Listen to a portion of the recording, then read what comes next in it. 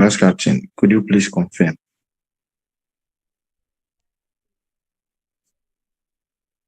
Yes, please. This is the slide. All right. So, quickly, just a quick recap. Yesterday, we started talking about the new updates based on the General 2025 guidelines. And we tried discussing issues concerning asthma with respect to the general definitions, different classifications, phenotypes, severities. We went through risk factors, and then we tackled the diagnosis. We even did some differential diagnosis. So having done that, now we need to start the discussions on the treatment or the management. We are going to look at it in two phases. We'll first tackle the acute phase of asthma, and after that, we will look at the chronic management. Then we do some instrumentation, some devices, spacers, inhalers, and nebulizers. So let's start with the goals of therapy. So regarding asthma, the best thing that we would want to achieve is to have good outcomes in terms of both short-term and long-term outcomes. We don't want the patient, for example, to be having frequent exacerbations. Neither do we want the patient to be suffering from adverse drug reactions from the drugs that they will use. We don't want the patient's quality of life to be impaired. So in general, we say that we would want to achieve both control when it comes to long-term risk and long-term symptoms control. So symptoms control and risk minimization. That is the main thing that we want to achieve. And everything that we try doing as per the management of asthma is tailored towards achieving symptom control and risk minimization. When you take symptoms control, what do you want to achieve? Number one, we want, all things being equal, we don't want any asthma symptoms. That is the best. If you can't achieve that, at least go for very few asthma symptoms. So it's either no asthma symptoms or few asthma symptoms. We don't want any sleep disturbance. The patient can't sleep. At night, the patient wakes up because of asthma symptoms. We don't want that. And we don't want the condition to worsen to the extent that it even begins to appear daily physical activity. It begins to attack daily physical activity. The patient is having frequent signs and symptoms like that he or she cannot even perform normal daily activities. That is a big no.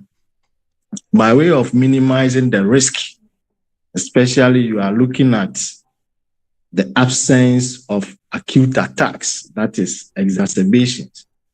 If the asthma is well controlled, you don't expect the patient to experience any breakthrough acute attacks. We don't want that. In terms of the lung function tests, we want it to be well controlled, to be improved, if not improved, at least where the patient is. We don't want it to get worse. So we want an improved lung function test. If we can't improve it as per the management, at least we would want to keep it just as it is, not to retrogress, no way. Then we all know about the bad side of long-term use, especially high-dose oral corticosteroids. Numerous problems ranging from cataract to hypertension, to heart failure, to diabetes, to weight gain, to overall reduce immunity, resulting in frequency of infections, bruises, so many things, try. Because of that, we don't want the disease to progress to a level where the patient will be put on oral corticosteroids. So one of our goals is to manage the condition very well such that the patient would not require any oral corticosteroids for chronic use. Then, of course, with all the medications that we are using, we want to optimize therapy such that we achieve efficacy with no adverse drug reactions. Side effects, as you know, could be positive or negative. So it's better to use adverse drug reactions in relation to negative side effects. So these are the goals of therapy when we want to consider asthma management. Remember symptoms control. Remember being able to achieve or minimize the risk of exacerbations and the rest. Pascal, can we continue? Can we continue? Yes, please. Okay, so as part of the strategies, we all know that trigger factors are there, and at any point in time when asthmatics are exposed, then we are not going to achieve our goals of therapy. Signs and symptoms may set in. If it worsens, it may lead to acute attacks and various negative outcomes. So as part of the strategies, it is very important for us to be able to identify the patient's trigger factors. How do you get that? How do you get to know one's trigger factors? We should keep track of almost all the things that the patient will encounter. With that, we may be able to identify which ones that the patient may react to. So ranging from food, drinks, medications, cosmetics like creams, soaps, places where the patient will visit. As the patient visit any dusty place, farms, wherever, you can get these trigger factors there. Activities that the patient has been involved in, we need to keep track of all. With this, if you are able to identify, then the best way is to advise the patient to avoid exposure to some of these trigger factors. So that is one of the possible strategies, identifying trigger factors and avoiding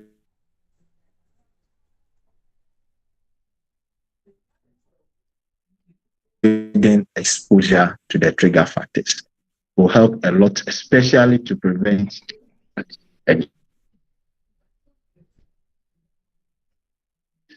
we can manage to avoid worsening conditions. For example, irritants like smoking. You can stop smoking, especially nicotine. You can stop it. We have several ways of doing it. Even if you are addicted, we have smoking cessation therapies where you can be put on agents like nicotine replacement therapies or some drugs that can help you recover, bupropion, varenicline, and the likes. It is good to switch, stay away from smoking. Yes, physical activities may induce asthma attacks, especially when you do it in cold areas. But physical activity is also very important to keep the patient fit. And therefore, you should be able to balance between exercise that will put the patient at risk of asthma attacks and the ones that will help the overall well-being of the patient. Once you're able to identify trigger factors, as I said, stay away from the trigger factors. Eat healthy diets. You can even adopt the so-called DASH diets that are preferred in hypertension. For example, make sure you don't include any trigger factor by way of food that can trigger your attacks. We implicated obesity as one of the phenotypes and risk factor for asthma. So asthma due to obesity and obesity as a risk factor, in that the increased abdominal weight will put pressure on the lungs and compromise the lungs function.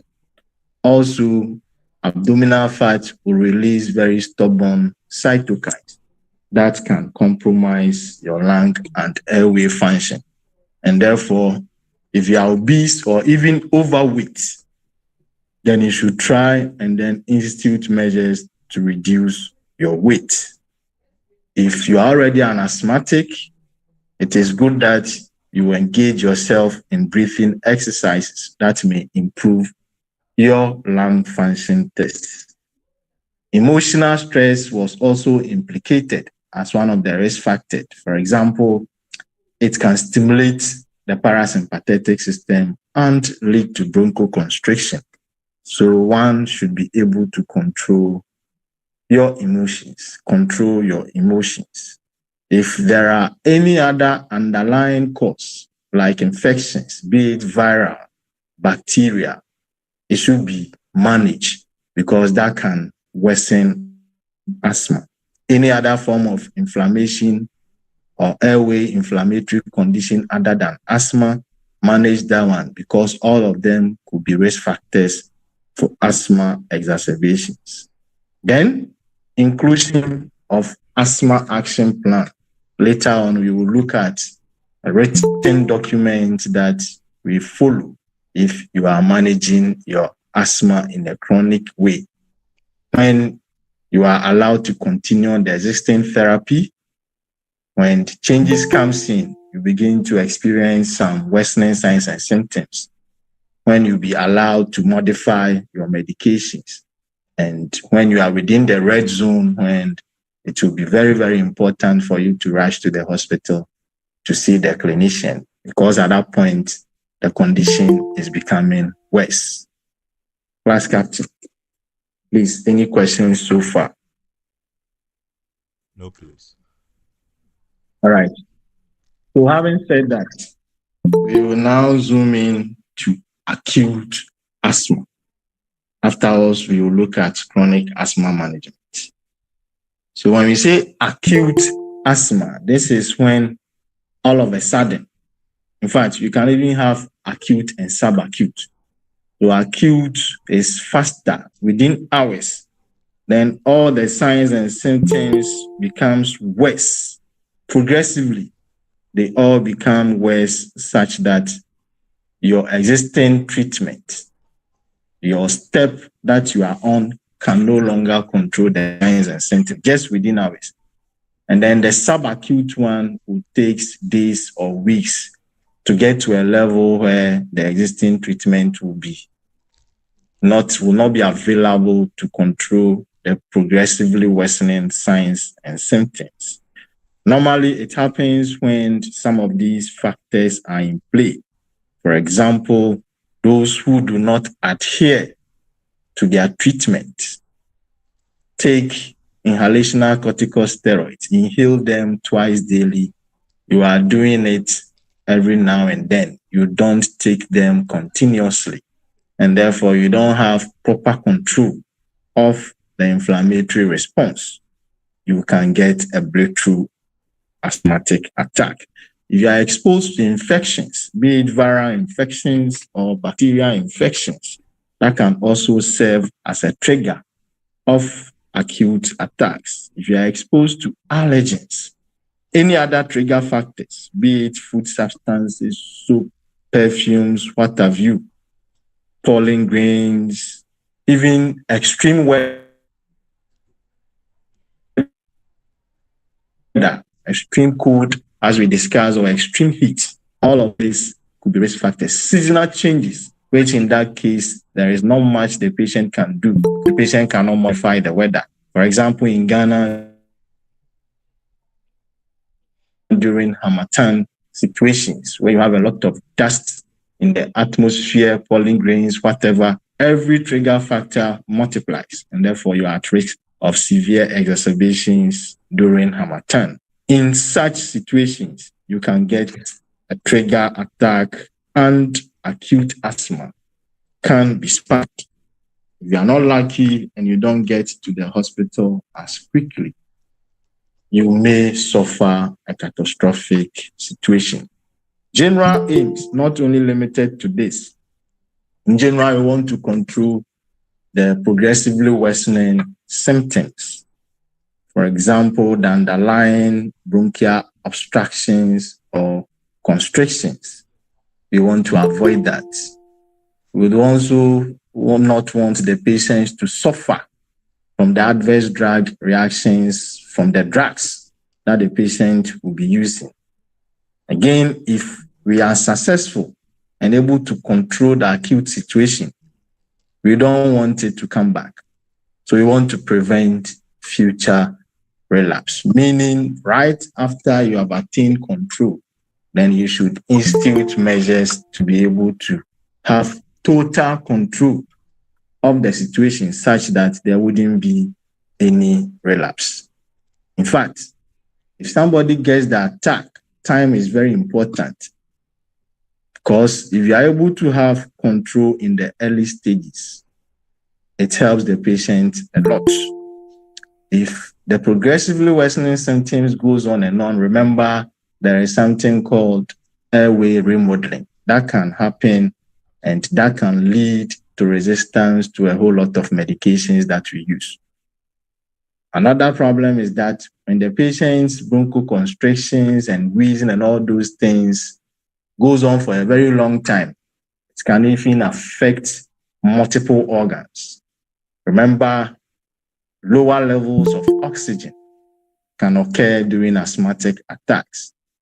That is hypoxemia, which ultimately can lead to hypoxia, and this can cause multi-organ dysfunction.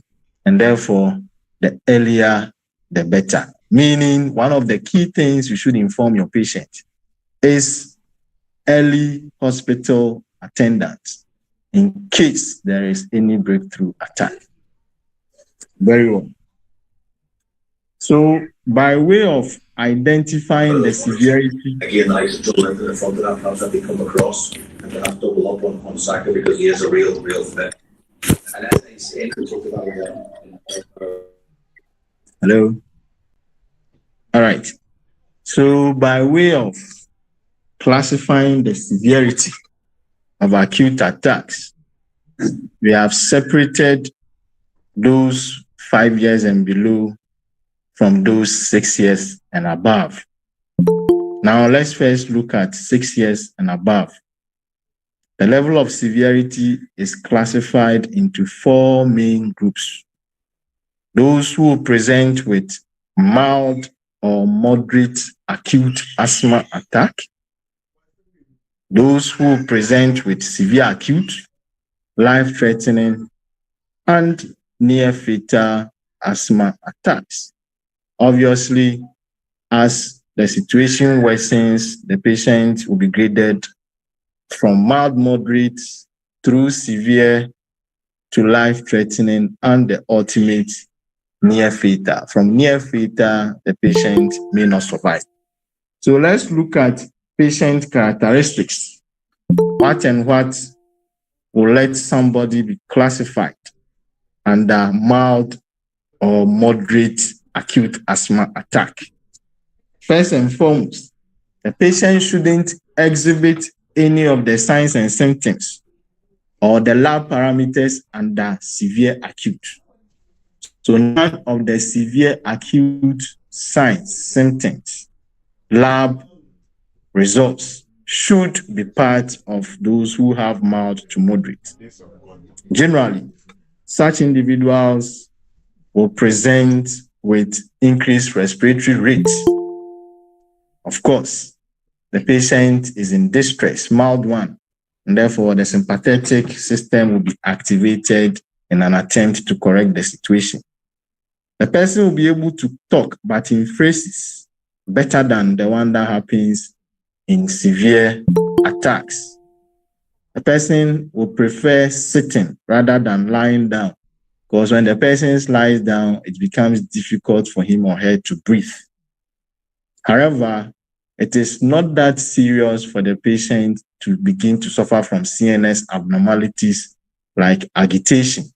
So the patient is though suffering a bit, but it hasn't gotten to the level of CNS problems. So the patient will be stable in terms of CNS and will not be agitated. The person's usual peak flow readings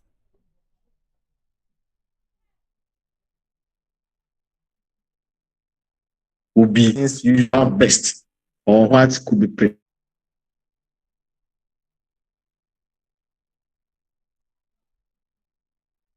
predicted that the patient can do. So for example, if that is the best ever the patient has done, if it is mild or moderate, we expect the patient at that time to do more than at least 100 mils per second, at least half of the 200 that the patient can do. That is the lowest. Once you do less than half, then it is one of the signs and symptoms or one of the indications for severe attacks. So it is bad, but not that bad. We are not expecting such patients to be using their accessory respiratory muscles. Once you begin to use those ones, then you are in serious distress. Pulse rate as part of the sympathetic activation will also increase. At least will be more than the normal range of 60 to 100 beats per minute. So you'll be between somewhere 100 to 120 beats per minute. SpO2 will not be that bad at this level, 90 to 95%. So with some of these parameters, it's not possible for a patient to present with all, but at least if you have more of these and the level of severity is within this range, then you'll be classified as mild or moderate. Here, you'll be treated even in the house, your own house, you could be treated, or the lower level hospitals, community hospitals can take care of somebody classified as mild to moderate. If you do manage without responding to treatment, then you may be graduated to severe acute. Or with some individuals, the condition will start straight away and then it will be classified as the severe type of acute asthma. In that, when we check their respiratory functions or lung functions, for example, the peak flow readings, it will not be that good. The patient will not be able to do even more than 50% as those in mild stroke moderate can do. So the peak flow readings here, maximum will be 50% down to 33% of what the patient can usually do or the patient best. Respiratory rates, of course, will increase and it will be more than 30 cycles per minute. In terms of CNS effect, the patient will be agitated. The patient will be agitated, meaning you are beginning to have reduced oxygen supply to the brain, and the brain begins to respond. The patient can talk, but not in sentences.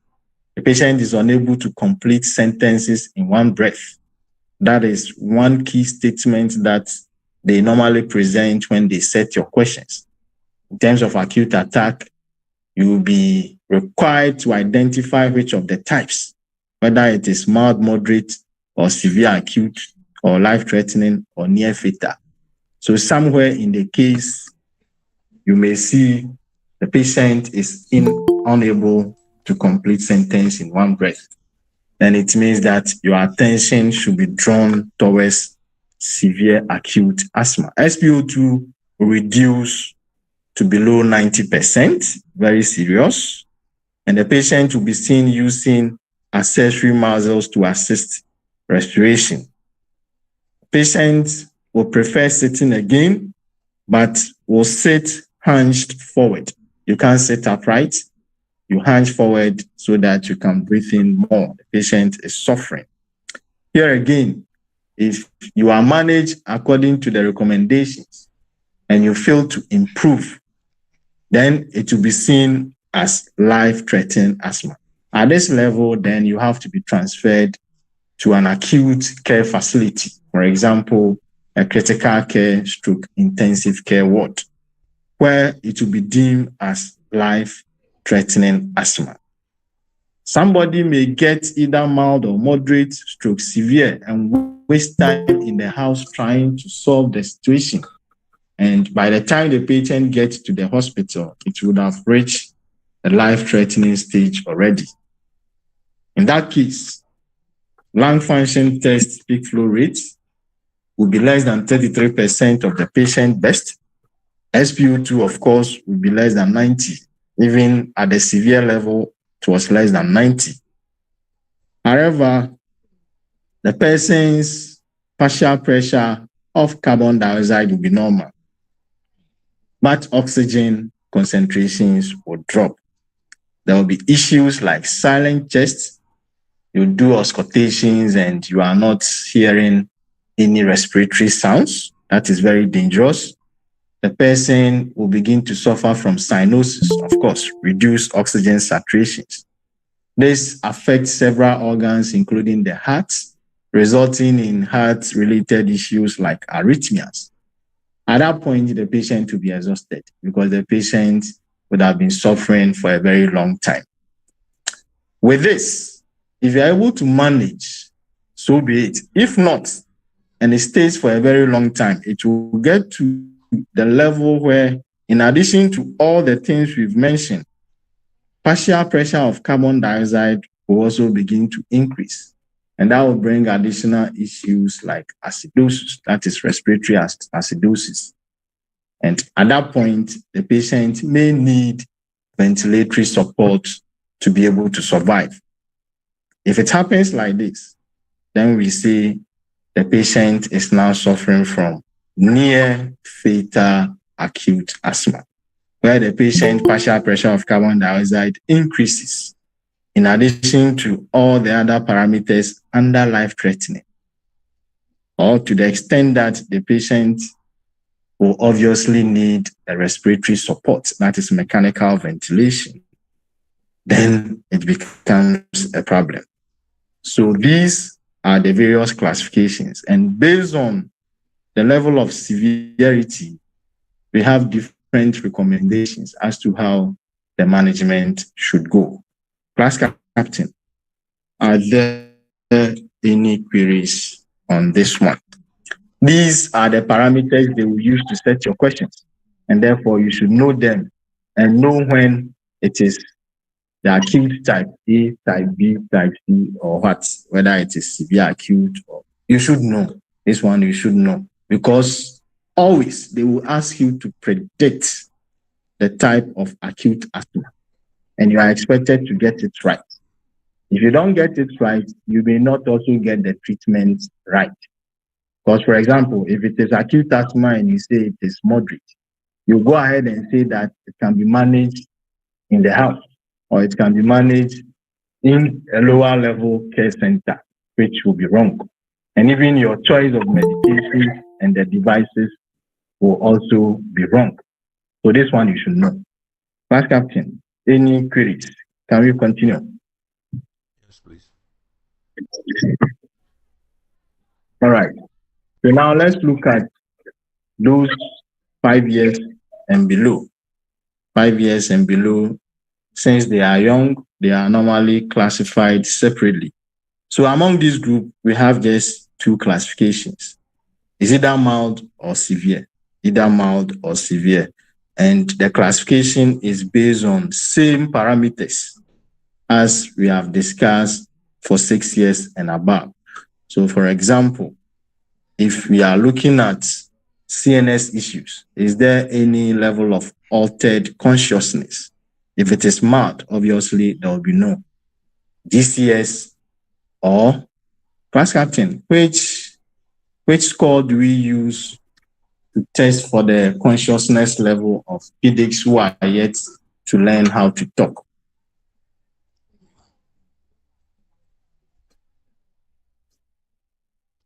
Class captain. Please, I'm not sure I know about that.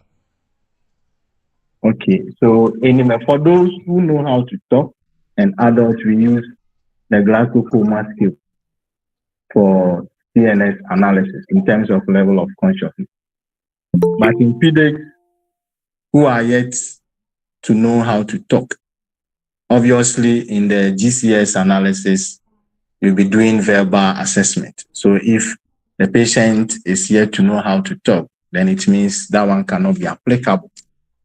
So any member from the group who remembers which of the scores to use for CNS assessment in pediatrics who are yet to learn how to talk. Ask Captain, give me one person.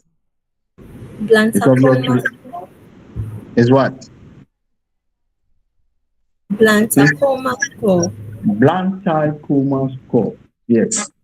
So at that point, verbal assessment is not part, but it will be replaced with eye movement. If the caregiver or the mom or whoever is there that the child knows is moving, is the child able to use his or her eyes to follow that person? That will replace the verbal input. So try and then check for the things that are used in there, how to assess the Blantyre skill. GCS, you know it already, but try and then look out for the aspects, those things that goes into the Blantyre score. All right. So oxygen saturation, if it is mild in pediatrics 5 years and below, we expect it to be more than 94%. Once it drops below 92%, then we have severe situations. Pulse rate, you know, pediatrics generally do have higher pulse rate compared to adults. So even at this level, the severity, whilst in adults we were talking about 100 to 120 and thereof, you can see that in pediatrics, from 0 to 3 years, we are looking at higher than 180. And those 4 to 5 years, higher than 150. In that case, then it means we are having severe issues. If it's mild, then it will be within range, almost just like that of adults, below 100 beats per minute. Respiratory rate is expected to increase because of sympathetic activations. But when it is mild, we expect it to be equal to or less than 40. If it is severe, it will be more than. And then wheezing, we can't go through everything. So wheezing intensity will be variable. But when it is severe, we are not going to feel or hear any chest in pediatrics. So it means that at all times, when it is severe, then the various parameters in there be skyrocketing. In that case, straight away, you need a high-level care center, not in the house. Mild situations here again could be managed in the hospital that can take care of lower severities. All right, now let's see how we will manage the acute situation. So now let's take those 6 years and above. 6 years and above. So when it is moderate stroke mild, we are looking at moderate stroke mild first. When we are done, we will look at how we manage severe acute. So for the next 4 slides, we are going to look at moderate stroke mild.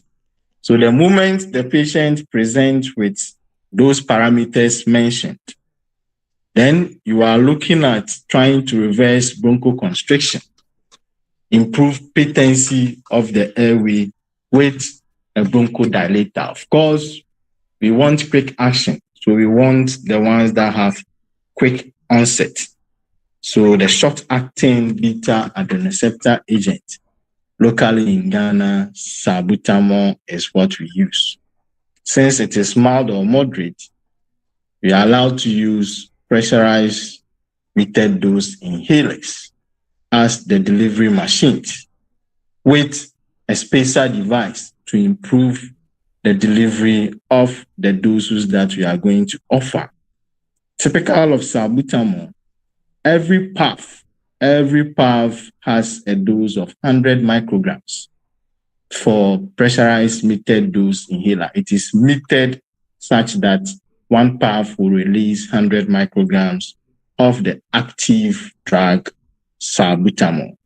So in these mild to moderate acute situations, for 6 years and above, we are allowed to give between 4 to 10 puffs, which is equivalent to 400 to 100 micrograms every 20 minutes within the first hour, which means you can have 3 different 20 minutes in 1 hour. So meaning, even if things doesn't improve within the first hour, we can go as high as 3 milligrams, which is 3,000 micrograms. So even if you are looking at the highest dose per each 20 minutes, that is 1 milligram. So 3 times 20 minutes will be 1 hour. So in the first 1 hour, you are not expected to go above 3 milligrams or 3,000 micrograms. Remember, each puff will give you 100 micrograms. So within the first hour, if you want to use a SABA to reverse the bronchoconstriction, this is what is expected for mild to moderate. Now, no other additional SABA will be required if obviously the patient improves. So your target was to reverse bronchoconstriction. So if you are lucky and the bronchoconstriction has been reversed, and now the patient is showing good signs and symptoms, all the bad parameters are reversing, why do you have to load more?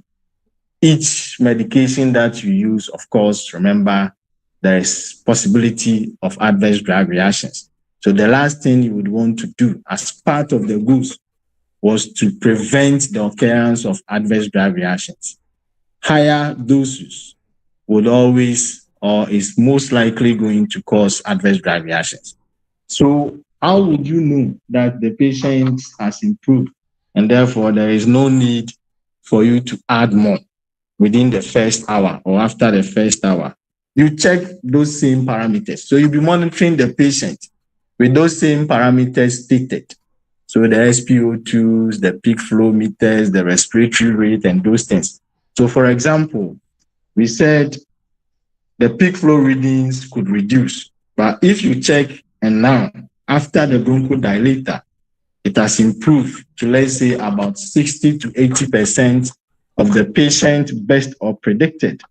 And of course, that's a good sign. It means that the airway has now improved.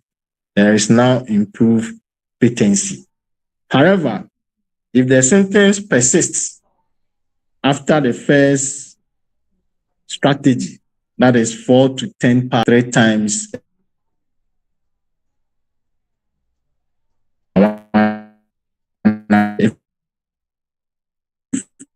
required to continue. In this case, you may even have to increase the dose more than what you did within the first hour. So you can give again 4 to 10 puffs every 3 to 4 minutes, or even 6 to 10 puffs every 1 to 2 hours, or even more often as it may be required. So you are required to repeat what you did, even going ahead to give higher doses. Now, we all know that locally, Symbicort as a brand, it contains budesonide formoterol. Formoterol is a known long-acting beta adrenoceptor agent, but it is also known to have even a quicker onset of action than salbutamol. Salbutamol onset of action is approximately around 5 minutes, while that of formoterol is around 3 minutes. So obviously, there is that potential for somebody to decide to use Symbicort containing formoterol and budesonide as the ICS for acute management. However, as at now, we don't have enough data, or there is no data that confirms the use of this formoterol ICS in the management of acute asthma in emergency settings. So please, yes, per the profile of formoterol budesonide or formoterol plus any other ICS, there is that potential. You can use it as a reliever, we all know. But the norm is to try and use salbutamol rather in acute situations. If you are in the house and you begin to feel some changes, worsening changes, fine. You can use your formoterol stroke budesonide as an example, as a reliever. It doubles as a reliever and a maintenance agent. But when you visit acute settings, either the emergency unit or the intensive care unit, we don't have data confirming that this combination therapy has been used for acute attacks. And therefore, salbutamol remains the choice when you are looking at acute attack, even with mild stroke, moderate asthma. Last captain, any issues? Any issues? No, currently. All right. Now, it is not always compulsory to be instituting oxygen therapy. But if oxygen saturation is low, for example, below 90, then you may be required to give oxygen. In children, as stated in the early stages, we said the target now is above 94%. Class captain even answered that, yes, it is good to have a very high oxygen saturation, but too high for a very long time can cause problems to the patient. So remember that, yes, we want a greater oxygen saturation, at least higher than 94, but achieving 100 for a very long time can also be a problem. So make sure that when you are giving, you monitor with a pulse oximeter to make sure that, yes, it is more than 94, but it is not above or equal to 100. You can't get above 100, of course, because persistently high, for example, 100% for a very long time, can cause problems. In view of this, the general guidelines are recommending that we shouldn't go above 96% when you are looking at adult patients. So yes, go high, but in adult, don't go above 96. In pediatrics, you can go up to 98%. But in adult, it is advised that when you get 96, 95, it is fine. So that is how you do it. But only give oxygen when the oxygen saturation is low, normally below 90%. Now, we know that acute asthma attacks or even the asthma itself is an inflammatory condition. And therefore, the moment you have an acute attack, it means that you have switched on a very strong inflammatory cascade. So apart from you trying to open up the airway, trying to blow in oxygen, you need to also tackle the underlying cause, which is the inflammation. So now we've done two things. We've tried opening up the constricted airway with a SABA. If there is reduced oxygen saturation, we are now improving it with oxygen. And the target is to go above 94. Don't do more than 96% in adults. Don't do more than 98% in children. Remember, we are talking about 6 years and above. We are not talking about 5 years and below. All right. So to switch off the inflammatory response, all things being equal, we are using corticosteroids. In the acute situations, we prefer doing systemic corticosteroids, be it oral or intravenous. The oral route, because of its easy when it comes to application, no risk. You have a lot of risk when you are injecting, and it is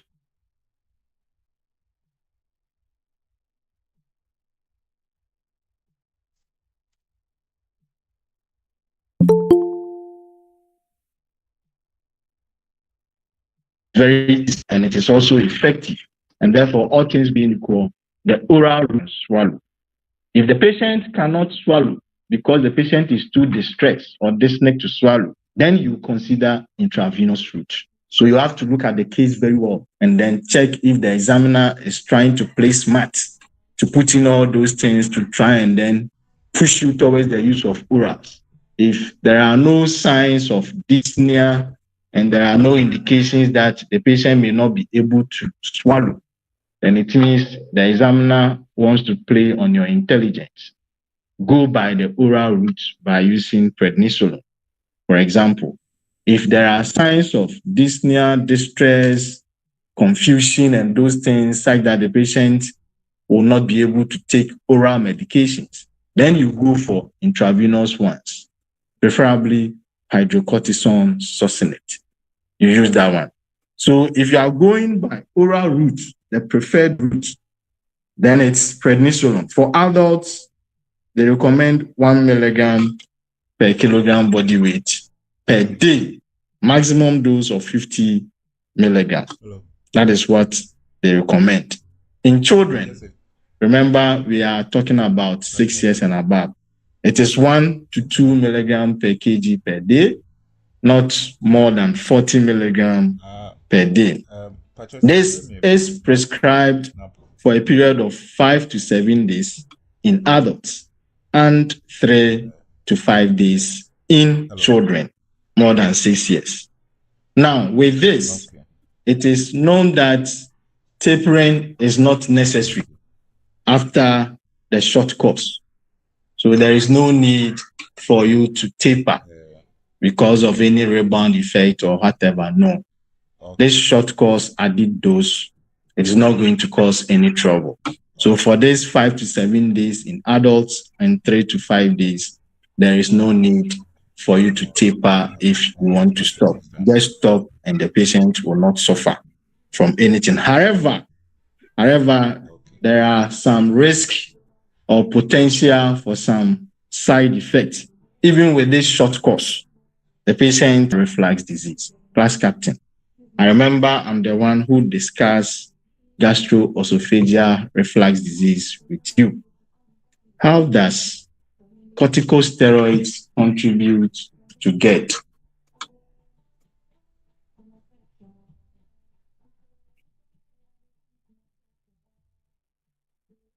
Hello? I think I can remember some of the names. Okay, Shanice. Can remember Shanice.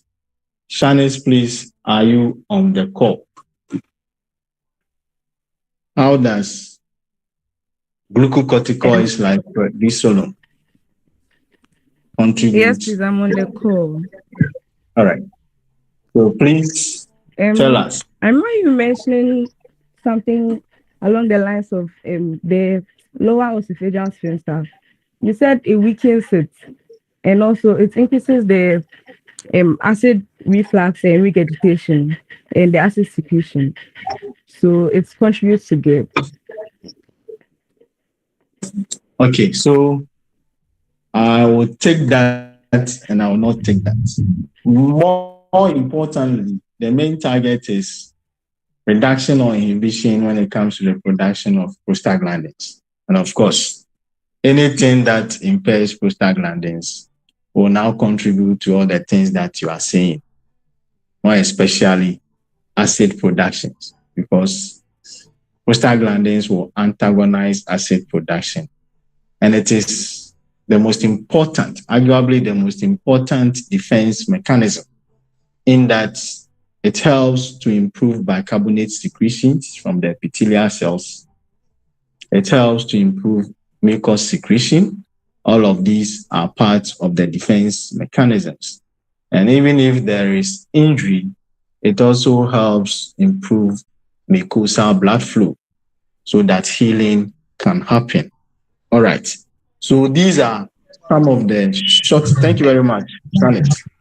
So these are some of the short-term problems that one can suffer from oral corticosteroids. In addition, if you are considering adult patients, then there is still some risk for sepsis, even with this short course, and thrombosis. Sepsis and thrombosis. In that these, please mute. In that, when you take thrombosis, these corticosteroids. Hello.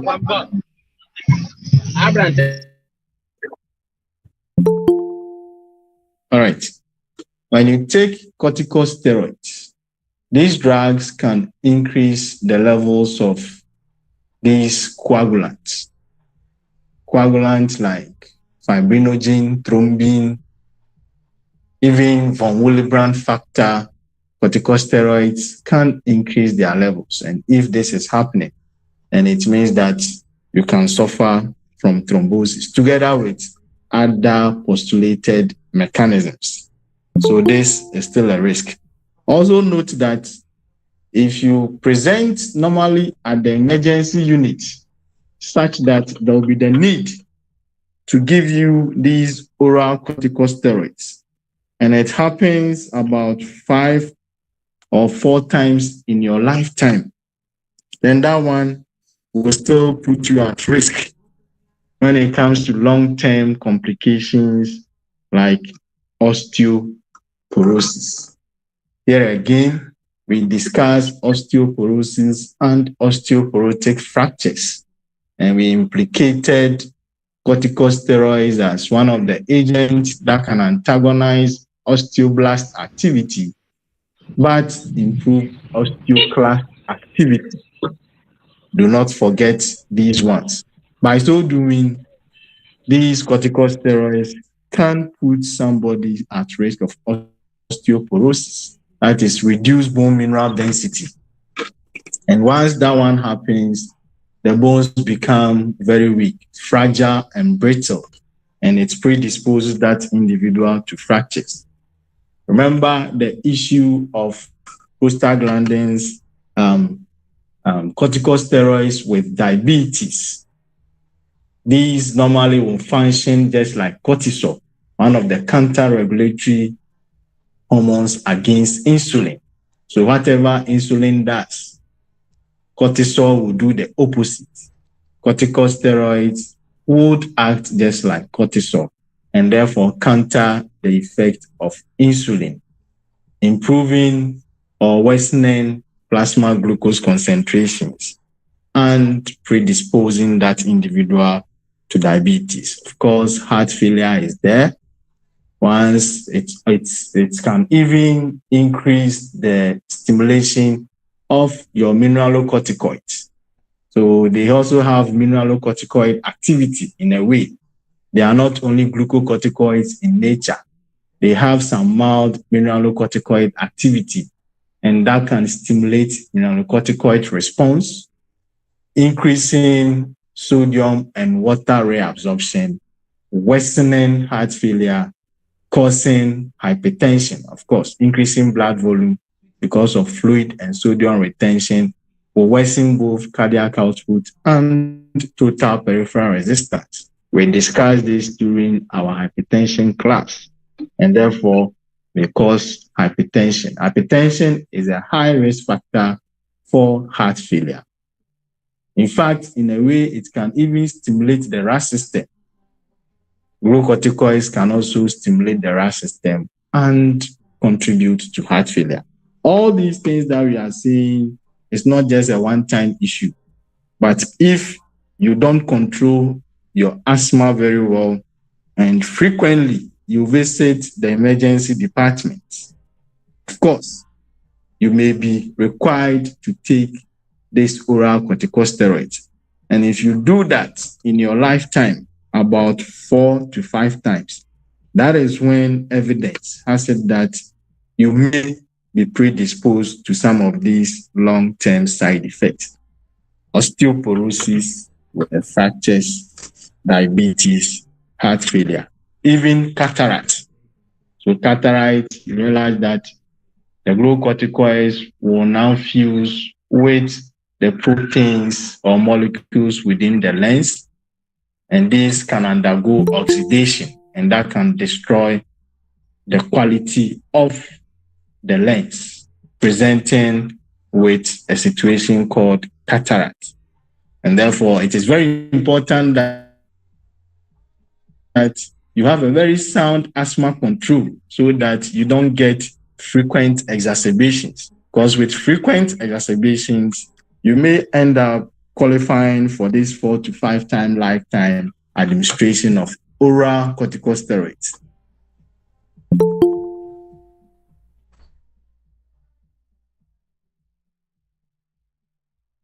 And if you are not lucky, any of those problems could happily continue. Hello. Class captain, are we good? Yes, please. All right. So remember, the first option to switch off the inflammation will be the oral route. But if the person is so distressed that he or she cannot take the oral route, then you give the intravenous route. The intravenous route will be hydrocortisone. Normally, in 4 divided doses, 200 milligram in 4 divided hydrocortisone is expected to do same work as prednisolone will do. It takes about 4 hours for prednisolone to work. It is okay because it's convenient, and therefore it is the first line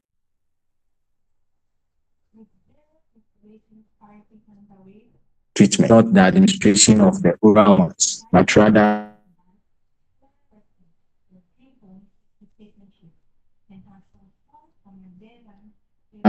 hydrocortisone. Simply because by the time the patient reports, the patient will be dyspneic such that he or she may not be able to tolerate oral medications. But if oxygen saturation is low, and then we've tackled the need to switch off the inflammation. If not, the signs and symptoms will never go because you haven't tackled the underlying cause. Now, additional things that we may do at times, we think that, well, this could be there.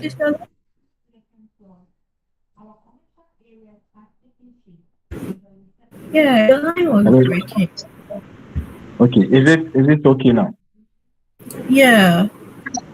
Okay, so knowing that bacterial infections or even viral infections could be one of those trigger factors, some clinicians would normally, even without any indication, any sign of any infection, would add antibiotic treatment straight away as part of the acute management.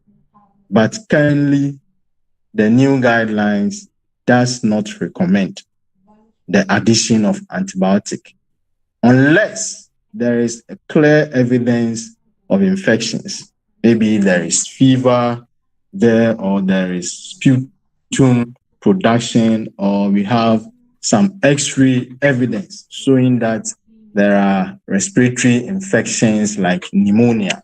That is the only time antibiotics are recommended.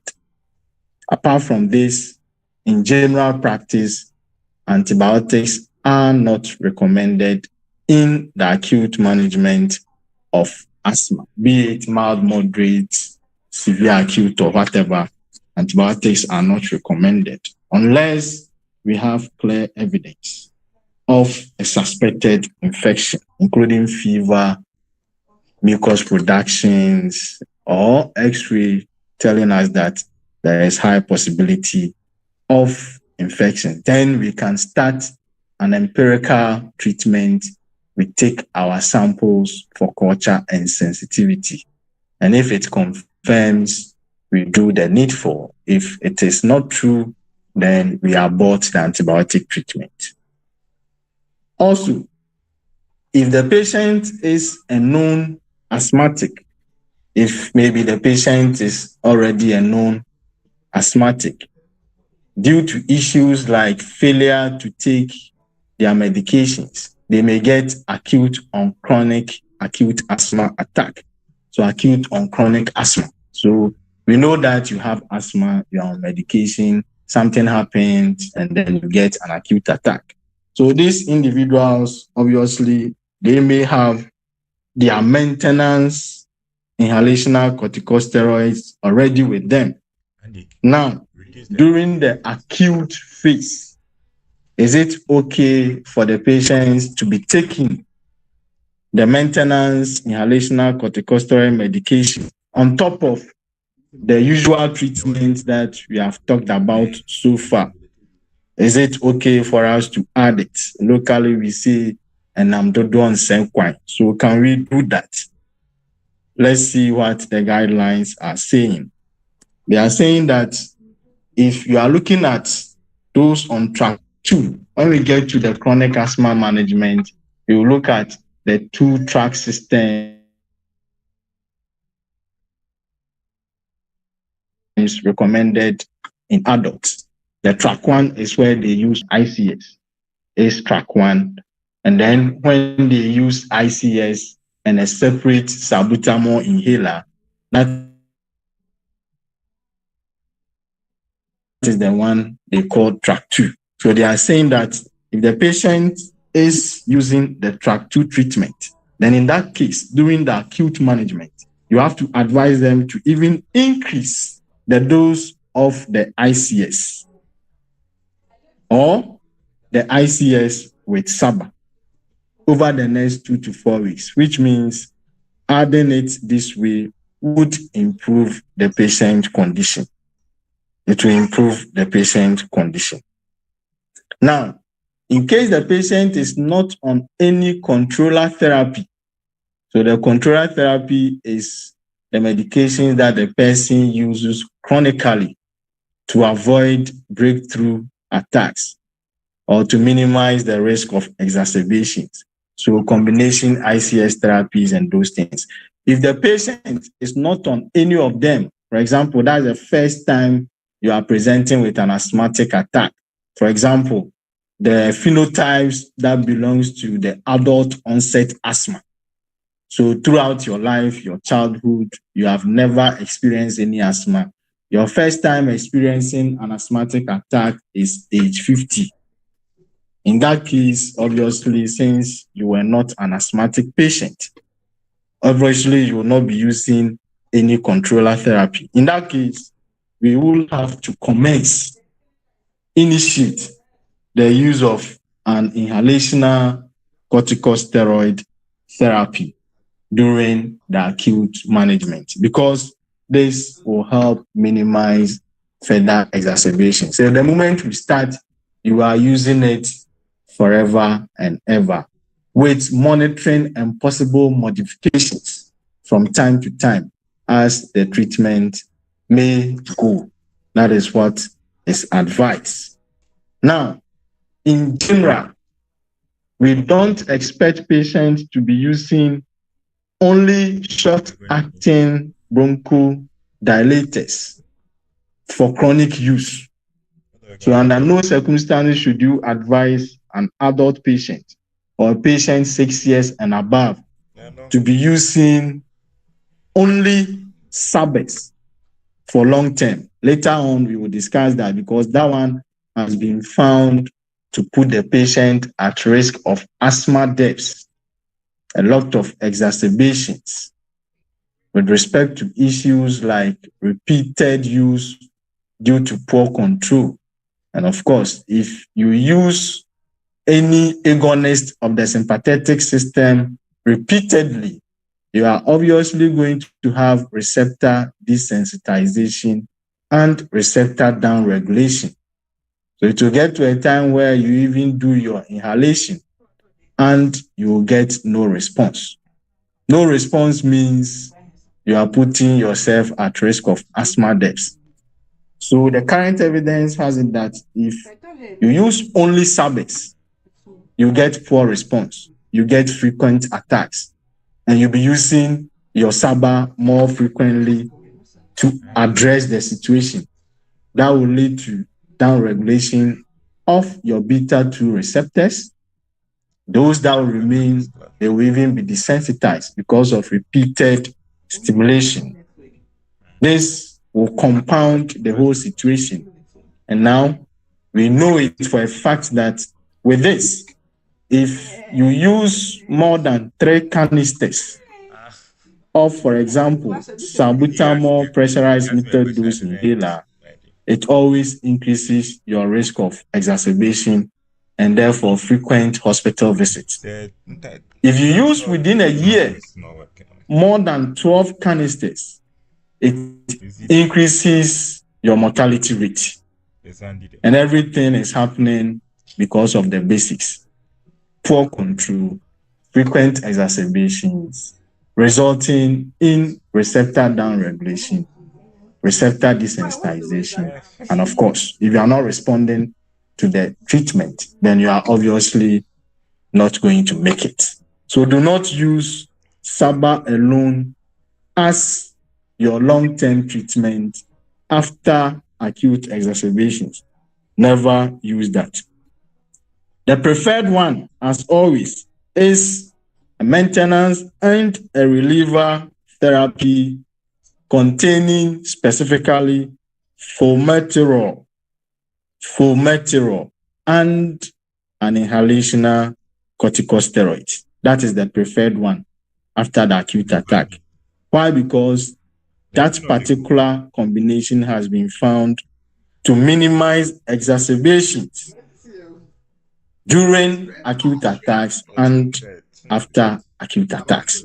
And therefore, that one is considered as track 1, the preferred therapy in patients with asthma 6 years and above. It is also a combined preparation.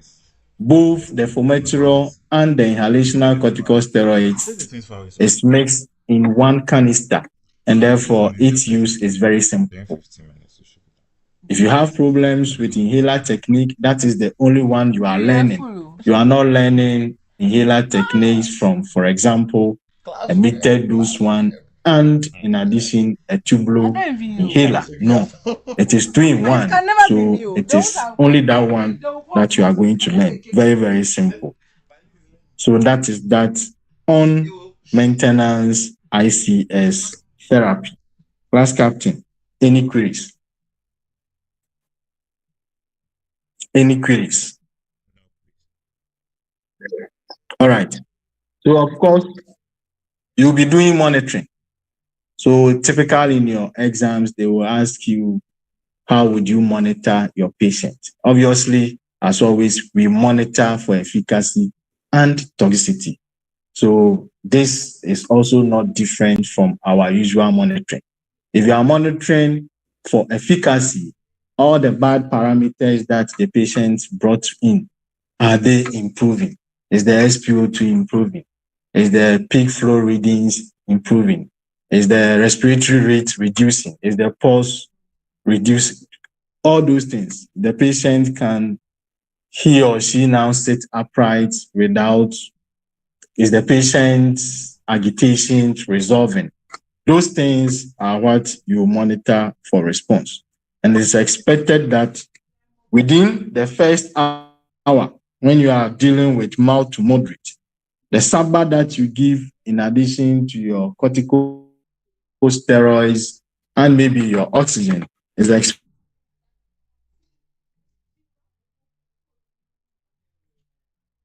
expected that it will improve the condition. If the patient improves based on these parameters, you prepare for discharge. If the patient doesn't improve, then you replace. You must transfer the patient to an acute care unit, that is the intensive care unit.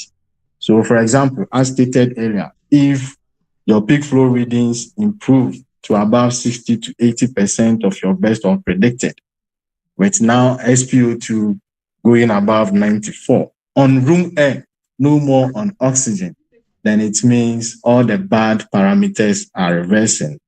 You prepare the patient for discharge. And before discharge, you need to prepare an asthma action plan with the patient.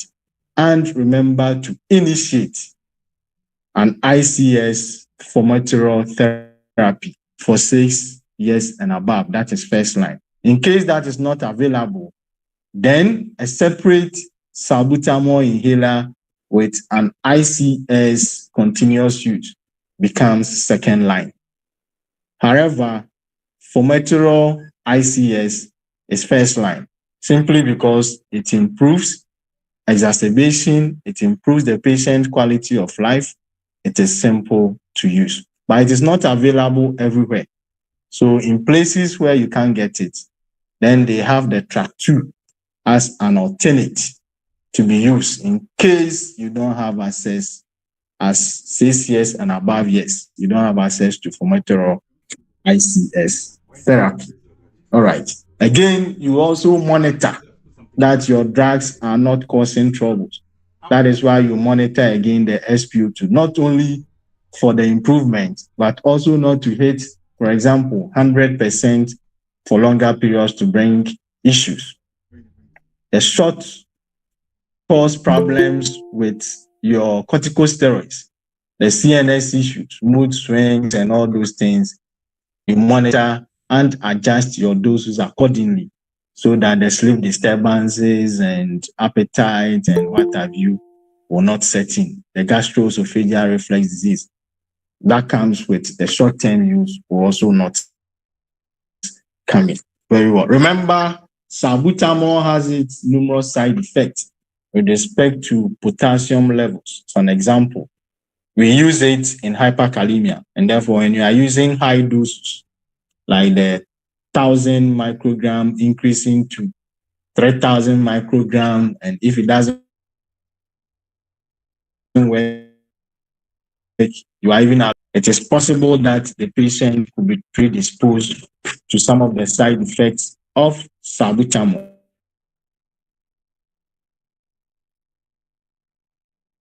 Tremors are there. It is a agonist, so fine tremors, headache, arrhythmias, including tachycardia, and all those things are there. So you should be monitoring your patient against some of this. Class captain, are we okay? Apollos, I can't go over what you just said again. Okay, so by way of monitoring, I'm saying that you always monitor for efficacy and toxicity. So for efficacy, you look at all the parameters, the worsening ones the patient brought in. Are they improving? Fine. If they are improving, then efficacy has been secured. At the same time, you should also be looking at the bad side of the medicines you are using to achieve your efficacy. Are they causing problems? So notably over here, you are using salbutamol as a bronchodilator. High doses may be used. If so, then possibly salbutamol high doses can predispose the patient to hypokalemia that can result in arrhythmias. Arrhythmias is very dangerous. So some of these things you have to monitor. If you are using oxygen, increasing the saturation is very good, but a long-term 100%, very high, can also cause issues with a rebound bronchoconstriction and rebound vasoconstrictions. It can also lead to the production of reactive oxygen species that may contribute to stress and even turn around and worsen your asthma. So all these things you have to monitor. So be sure that, for example, you are improving it, but in adults, as stated, you are not going above 96%. In pediatrics, you are not going above 98%. High up there can be a problem. The acute side effect of systemic corticosteroids, you must also monitor and modify your therapy accordingly. So that is how you review response. You are reviewing, you are monitoring. So you monitor for efficacy. You monitor for toxicity. Please, are we okay? Yes, please. All right. So all these things, the use of oxygen, we've mentioned it, so we can skip. Short-term inhalers, beta 2, we've talked about it. So there's no need to repeat. Yes. So now some add-on therapies or adjuncts could also be indicated in that somebody's acute asthma could stem from issues like anaphylaxis or even angioedema. So if, for example, maybe you were giving drugs like penicillin, as an example, then it has resulted in anaphylaxis, or you were giving drugs like AC inhibitors, and then it has resulted in angioedema, and this is coming with the asthma. Then drugs that will antagonize these problems could also be given. So anaphylactic reactions, these are all allergic reactions, will also demand that on top of the usual therapy for asthma, you give agents like adrenaline. Under normal circumstances, adrenaline is not part of the regimen for asthma, acute asthma. But acute asthma that is associated with issues like anaphylaxis or angioedema, then adrenaline is indicated to fight the anaphylaxis. So note that in some situations, in some types of acute asthma, depending on the etiology, like anaphylaxis, adrenaline could be indicated to solve that issue. Systemic corticosteroids, we've mentioned a lot about them, so there is no need for us to repeat. But take note of the use of epinephrine in asthma associated with anaphylaxis.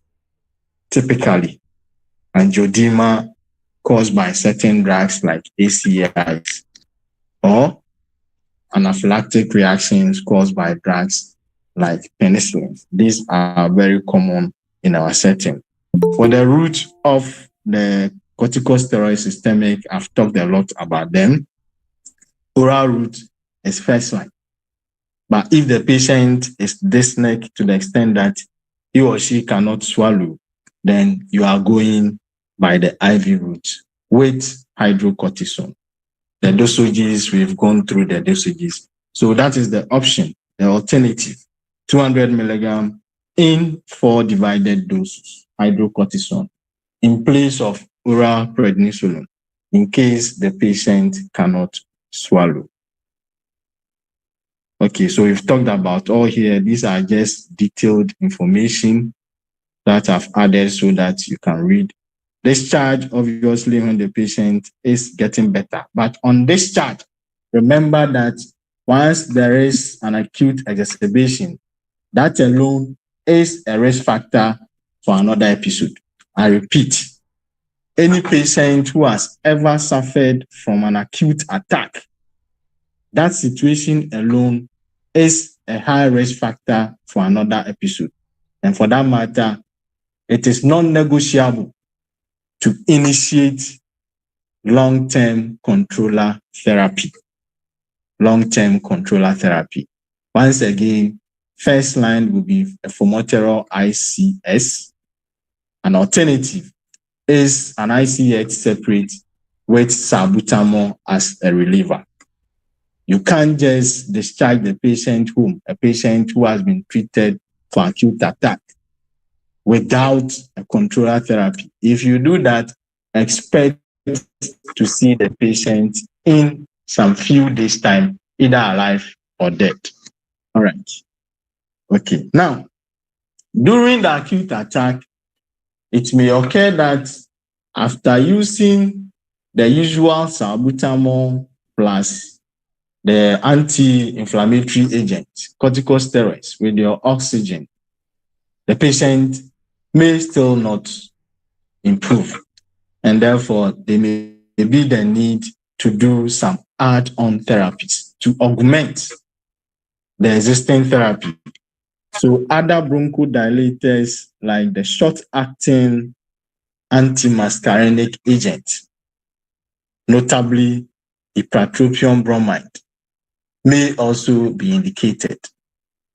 At times, depending on the severity, some clinicians will decide to straight away, without even trying only SABA, will straight away do a combination, a nebulized combination of salbutamol and ipratropium bromide, looking at how severe the condition is. But all things being equal, is supposed to be a stepwise approach. As some clinicians at times will not risk anything in straight away. Hello.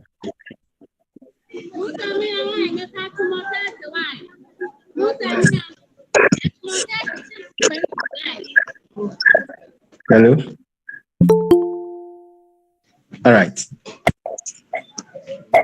Please, the one whose mic is on, please.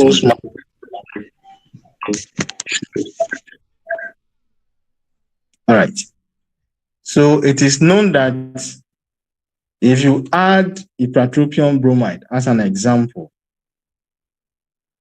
you get additional benefits, especially prior to hospital admissions.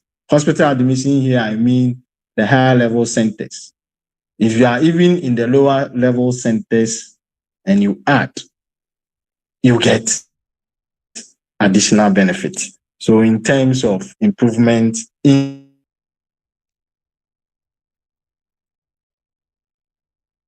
the various parameters, you get additional benefit compared to using only the SABA. However, there is also evidence that in children who are hospitalized, in some of them, you add it and you're not going to get additional benefits. But in others, get additional benefits. Issues like nausea and tremors will be reduced. Of course, it may help reduce the dose of the salbutamol that you use. Normally, the salbutamol is the culprit for these tremors.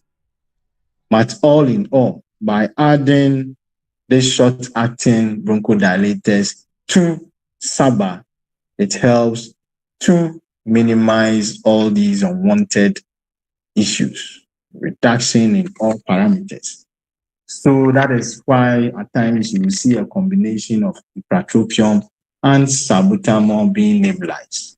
Others will do it straight away from the onset. Some doctors would want to do a stepwise approach. Salbutamol first with oxygen and the corticosteroids.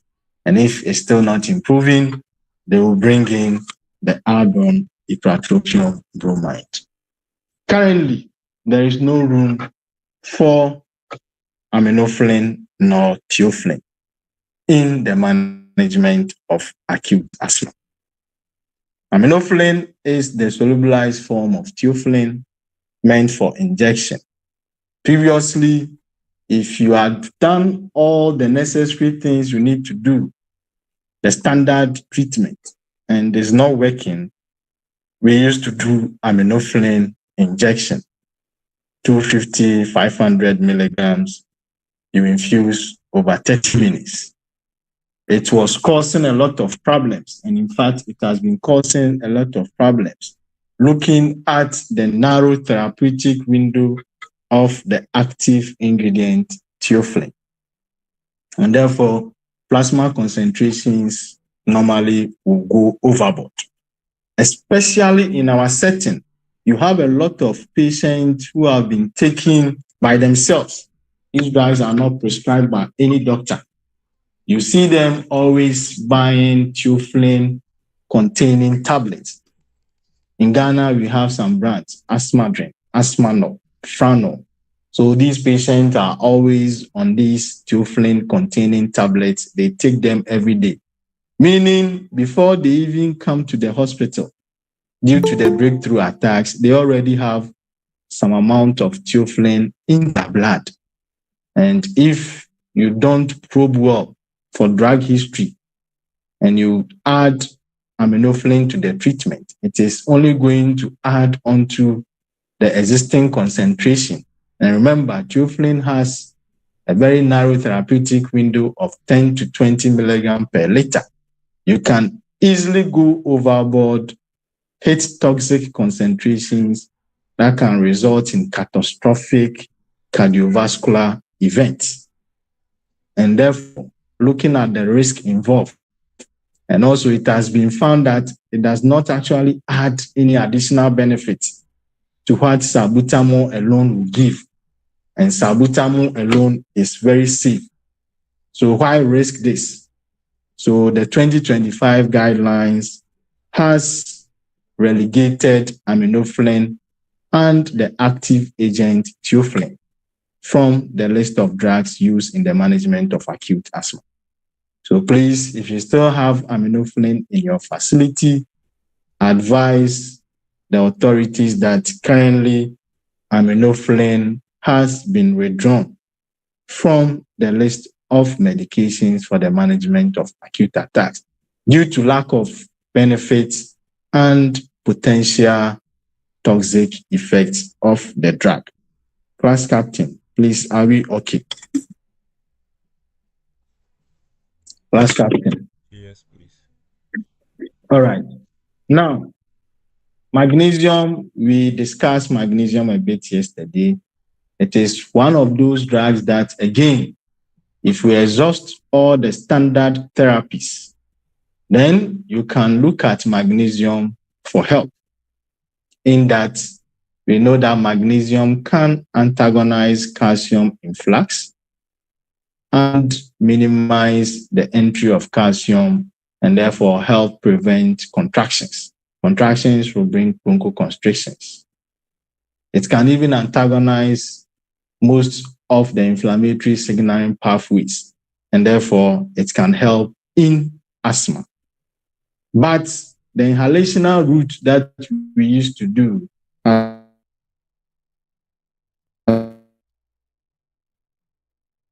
has also been found not to give any significant benefits. And therefore, for magnesium, if you want to use it, or if there is a need to do it in acute attack as add-on therapy, please do not consider the inhalational therapy. However, the intravenous route has been found to be beneficial, so it is still recommended. So if you have exhausted your salbutamol, your ipratropium, your corticosteroids, and still the patient is not improving, don't consider aminophylline. You can consider magnesium, but note that you can't nebulize magnesium. It won't add any benefit. If you give the intravenous one, you will get additional benefit. The recommended dose is a single 2-gram infusion over 20 minutes period. So note, the route goes for IV. It doesn't go for inhalational route in terms of add-on magnesium. Class captain, are you okay? Are we okay? Yes, please. All right. Okay. So now, another strategy that elsewhere, this one in Ghana, we don't use this strategy, is the type of air that you are delivering to the patient. Of course, your target is to give oxygen, but normally you may not give 100% oxygen. You may give maybe medical air. So high levels of oxygen in there, but some amount of nitrogen also is there. Now, elsewhere, instead of mixing oxygen with nitrogen, they rather use helium. Why? Because helium has a lower density compared to when oxygen is added to nitrogen. Class captain, can you guess what this reduced density will give to us, the benefit that we will get by reducing the density of the gas that we want to deliver to our patient? You have two different mixture of gases. One is less dense compared to the other, and we prefer using the less dense one. Any possible reasons why not using the denser one, but the less dense one in acute asthma like this?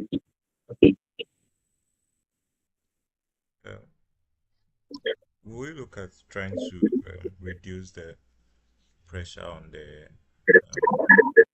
let's say, the diaphragms? That is possible, because if you are using, let's even change the dense and whatever to heaviness. At the time that you are struggling to even breathe, if let's say the air is heavy, then you have to use more strength to be able to pull in the air. Class captain, you are right. So in giving the patient a lighter gas, it easily flows through and the patient requires less energy or less strength to do so. However, you will need some technicalities, some special devices that will bring in cost and all those things. So locally in our setting, we don't use helium. I've not seen helium gas being purchased or being produced for this purpose, but elsewhere it is there. They have the capacity to do it. The strategy make the incoming air less denser than usually we do, and that helps the patients to easily breathe in the air and it flows through the airspace or the airways more easily as compared to using a denser gas. Then, other add-on therapies like the leukotriene receptor antagonists, montelukast, zafelukast, can we also add them? Because you may exhaust all the options and you'll be there not knowing what to do. But unfortunately, there is limited evidence as to the use of leukotriene receptor antagonists in acute asthma. Please note, we are not talking about chronic asthma. In acute asthma, there is limited evidence. So for now, let's hold on. If we gather more evidence with respect to the use of leukotriene receptor antagonists like zafelukast, montelukast, and it's beneficial, then we may consider their use in future. Antibiotics, as earlier said, is not recommended as add-on therapies in acute attacks unless there is high evidence that suspects the addition or the presence of bacterial infection. For example, high temperature or extremely low body temperature, production of purulent sputum, and radiographic evidence like X-ray pointing towards infections like pneumonia. In that case, then you will do empirical management, take your samples for culture insensitivity, confirm, treat, or abort if it turns out to be negative. Last Captain, are we okay? Yes. Are we okay? Yes, please. Okay. Again, during acute attacks, we said that your patient could be agitated, restless, because the patient is suffering. So at times you may even have to tie the patient's legs and hands to the bed. So you may be thinking that, so can I sedate the patient to address the agitation? In acute asthma attack is red flag. A big no. Why? It is obvious.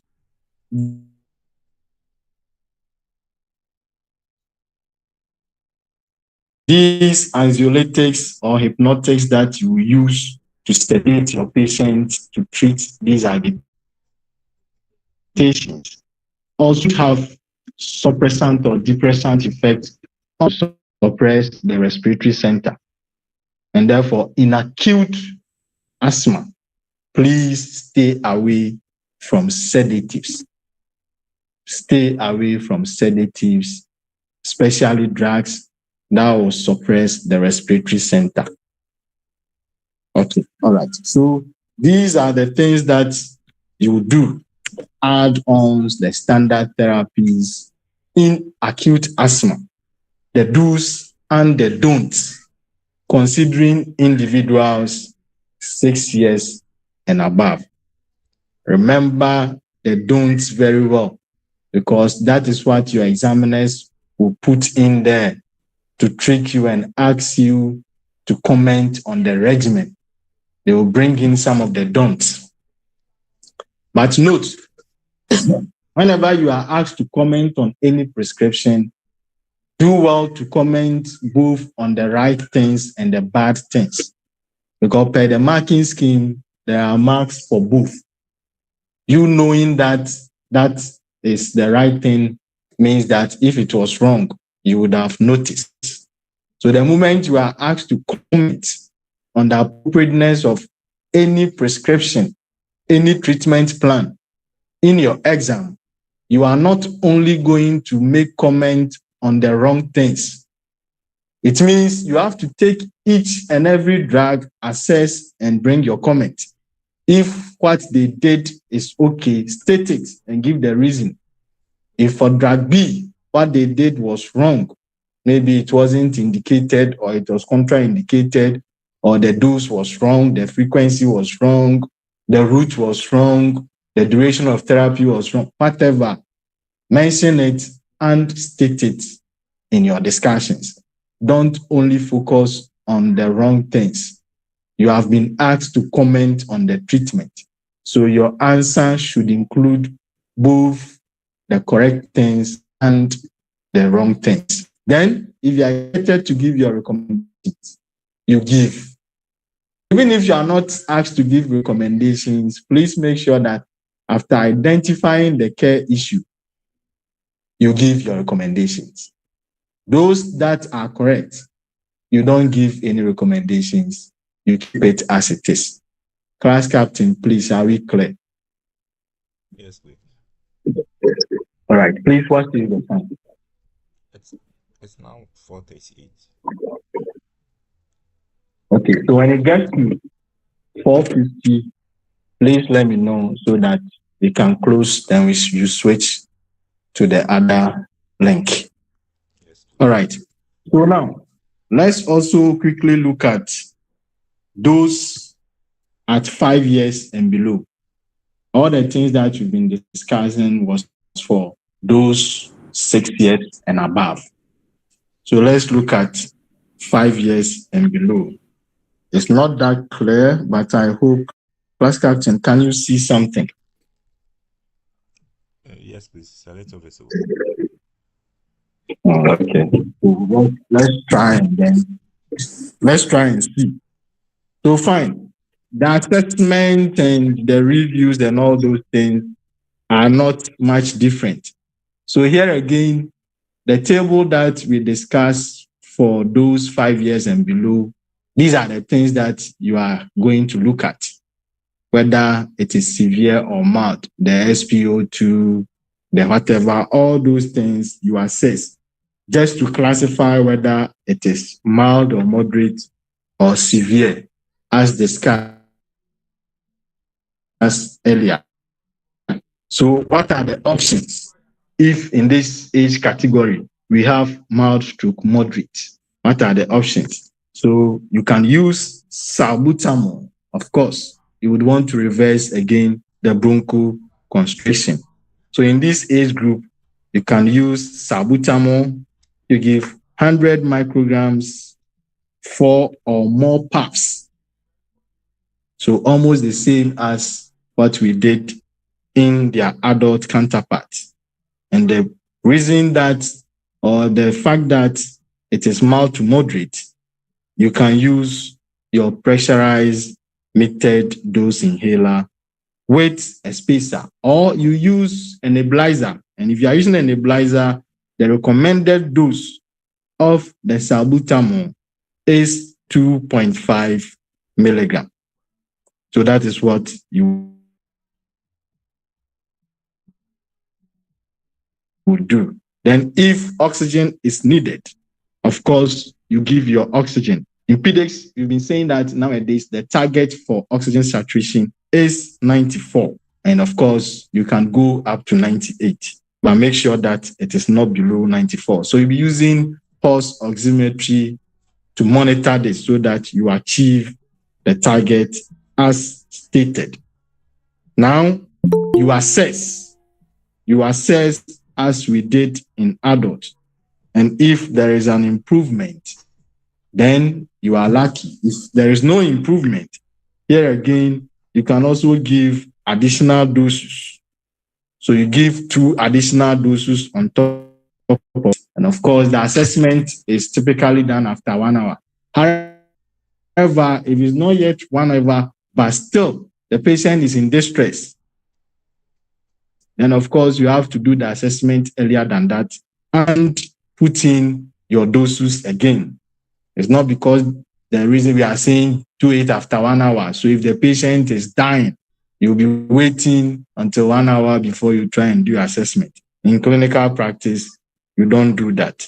So if after 1 to 2 hours, the patient is still not responding and showing signs of worsening asthma, then please, you have to transfer the patient to an ICU. So pediatric ICU, we have to look at the case. In that case, it means it's becoming the severe type of asthma. So in the severe type, then you'll be using only nebulizers. It may even require the use of ventilators and those things to try and solve the situation. So at the ICU level, that is where all the critical interventions are considered. But if you are lucky and the patient improves,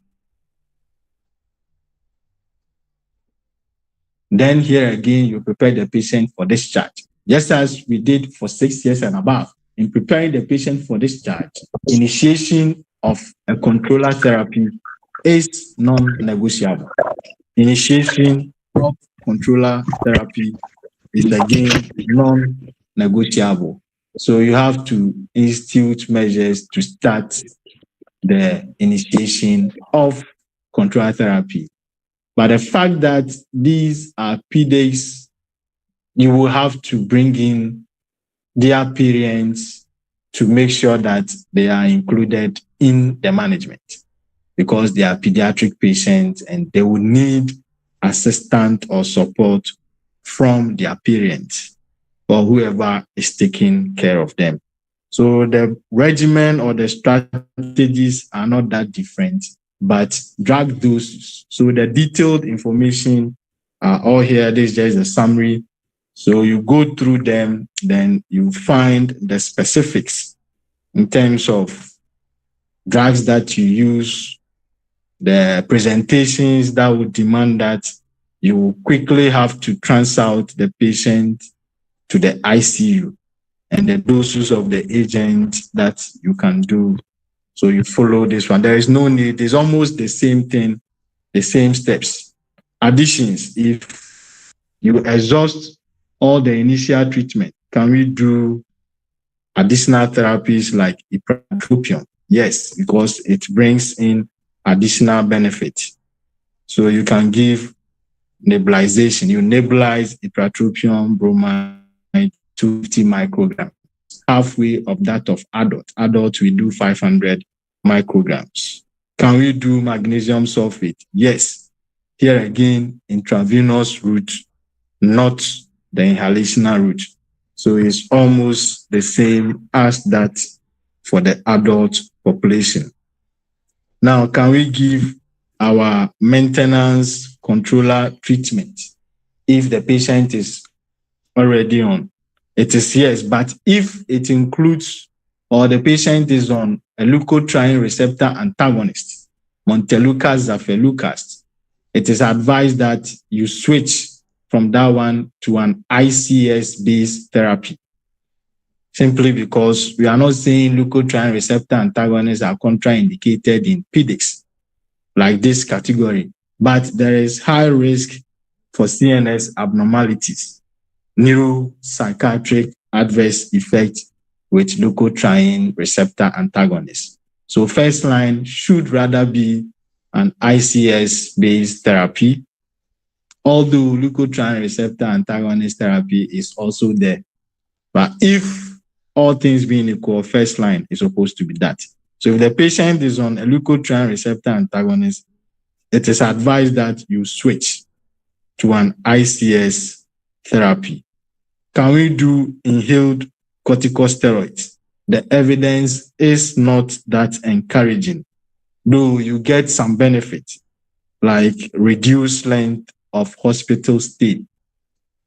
But most often, you don't get enough or additional evidence. If you decide to increase the dose by doubling the dose or multiplying by 4 times what the patient is on, you don't get any benefit or any significant benefit.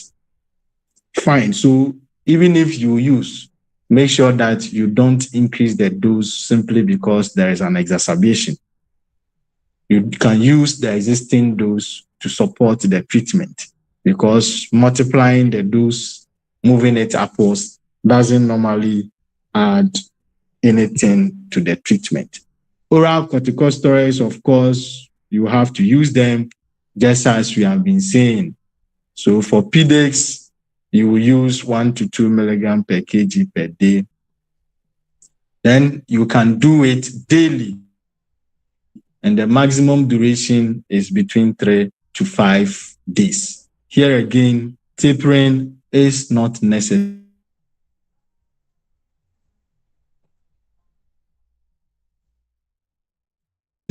because it doesn't cause much problem. The reason being that you need to switch off the underlying inflammatory response. So oral corticosteroids are used as first line.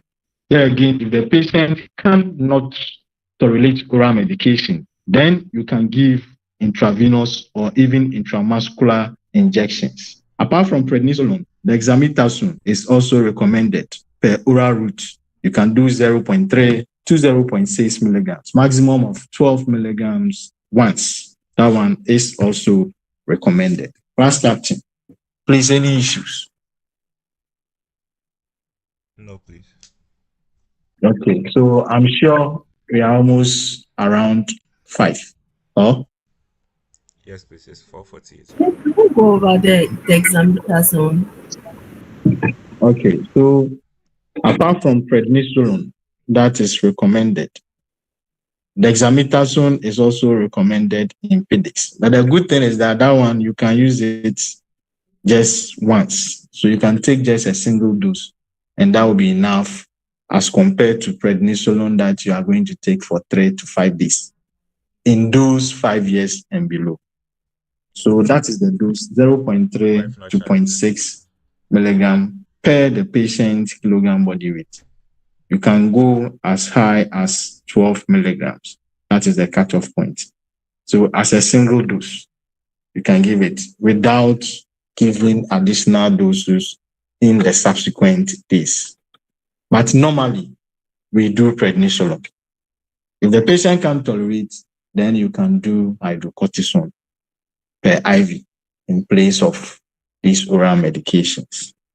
All right. So, class captain, what we will do is to close so that you can have your meeting with Dr. Takra. Next week, hopefully Saturday, we can finish with the chronic asthma and few information on devices. Then next week, Sunday, we'll begin our law and ethics. So by tomorrow, I'll have to look at the slides again and see if I'll have to do any updates. I'm talking about the law, ethics, and policies, those topics that I'm handling. If not, I'll send all the slides to you so that you can read ahead, because that aspect will have to be like a discussion class. It's not going to be like this that I'll be talking, because at times we may have to even argue, although the answers are there, but we may have to argue, and then we try and see if after the argument, our conclusion will be the same as what the law, what the Constitution is saying. All right. So I'll look at it and send them to you latest by Tuesday so that you can read it.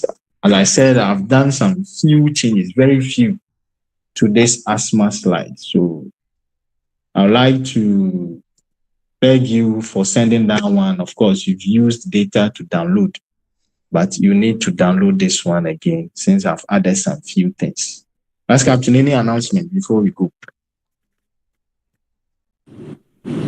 So I've sent a link to the discussion with Dr. Atakra to the group. We can start joining now. Okay, all right. So thank you very much.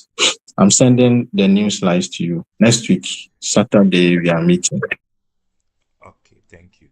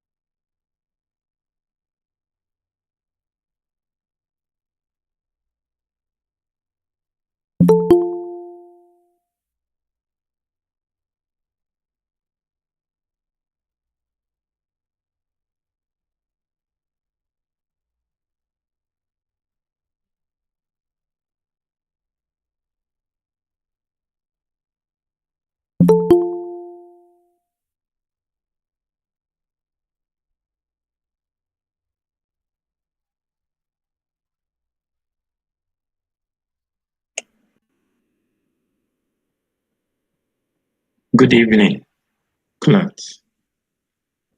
Hello, Hello, good evening. how is everybody? I'm fine, thank you. Okay, so quickly, we want to have a short meeting. I want us to discuss the days that we can have a class. We have to do more to cover more.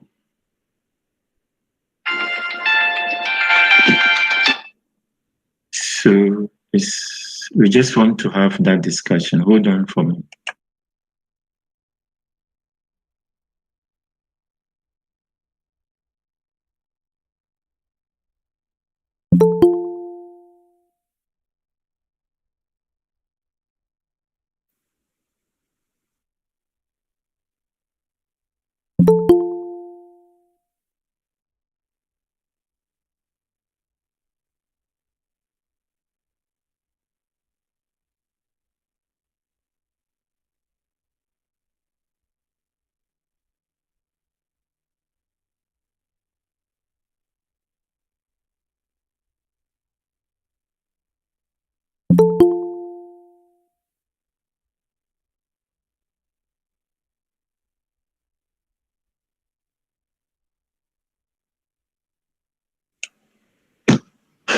Hello, class.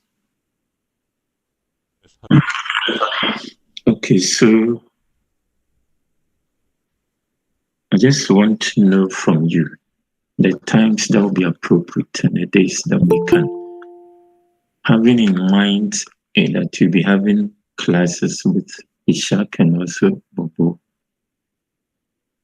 So which days are you free for now for us to?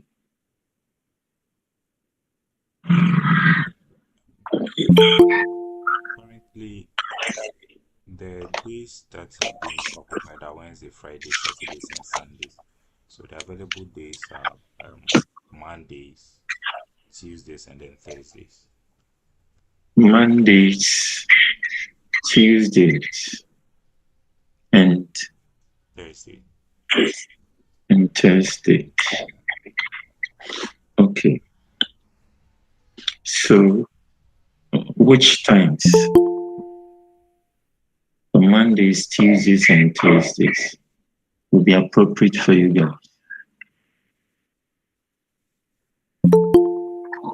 So,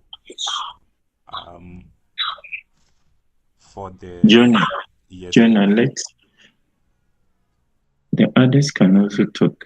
okay. Or have you had a discussion before?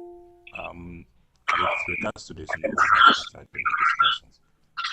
Okay, then you talk. Okay, I just wanted to suggest, and then if anyone has a different opinion, then they can bring it on board. Okay. Yes, please. So, with the schedule that has already been prepared for the weekday schedules, that's on Wednesdays and Fridays, is 3 p.m. to 6 p.m. So I was thinking, if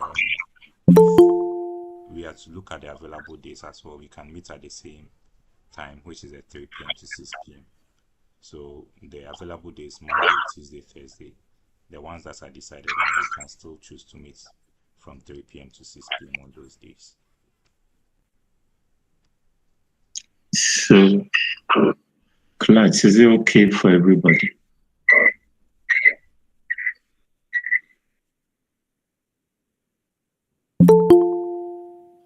Can you hear me?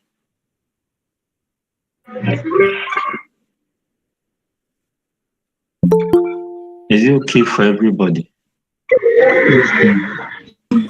Yes, please. Yes, please. Yes, please. So, take note of this. For now, I am holding on to this. The 3 to 6, I'm holding for now. If anything happens such that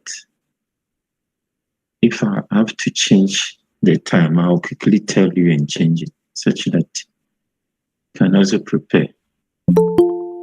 You get it? Yes, please. For now, I'm taking this. I'm taking the Monday 3 to 6, Tuesday those. I'm taking those times. And I'm saying that if something happens and I have to change the time, I would inform you, then you adjust. And the second thing I want to know is let him know what the last thing I did with you.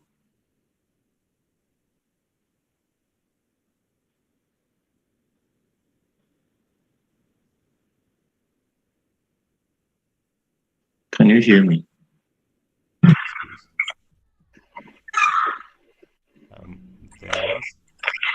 The last topic was on ischemic heart disease. So where did I get to? I think we did the stable and the non-stable angina, if I remember correctly. Anybody? So, Which conditions that can lead to coronary artery diseases?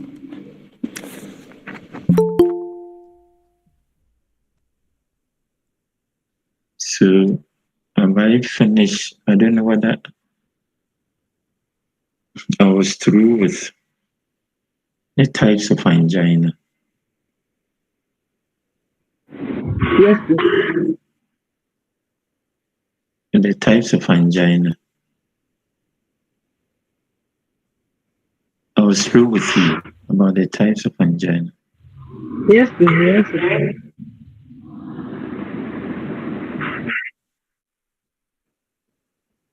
Come again, please. Yes, sir. Okay. Did I do acute coronary syndrome with you?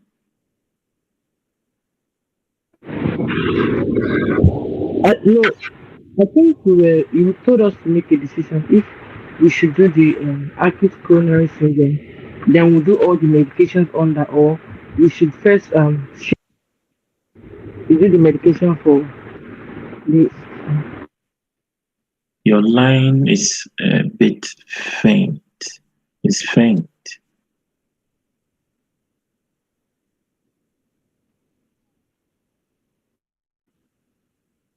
I think Sure, please can you hear me now? Yeah, I can hear you now.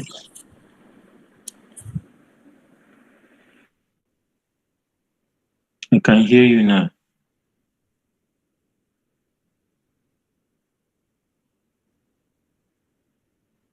I can hear you now, please. Okay. You told us to make a decision if we should go. We should talk about the drugs under angina before you take us through the ACS. Then we'll talk about the drugs under that, or we should do the ACS first, then do all the drugs together. And we said let's do the ACS first before we do all the drugs together. I think that's like where we ended up for the last class. So it means